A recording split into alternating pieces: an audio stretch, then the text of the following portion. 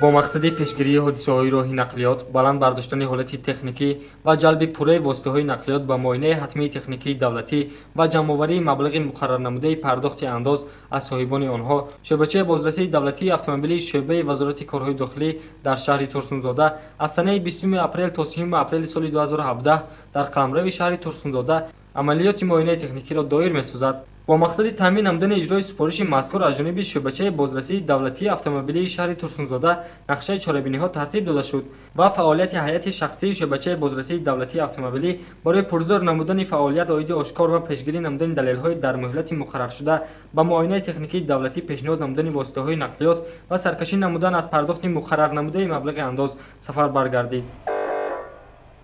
шӯъбачаи бозрасии давлатии автомобилии шӯъбаи Вазорати корҳои дохилӣ дар шаҳри Турсунзода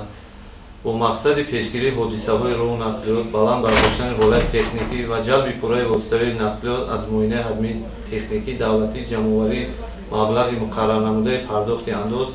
соҳибони онҳо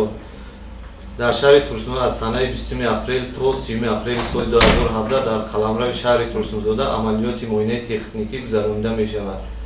аз шаҳрвандон ва роҳбарони корхонаи муассисаҳо хоҳиш карда мешавад, ки дар ташкил ва гузарондани чорабинии мазкур фаъол бошанд.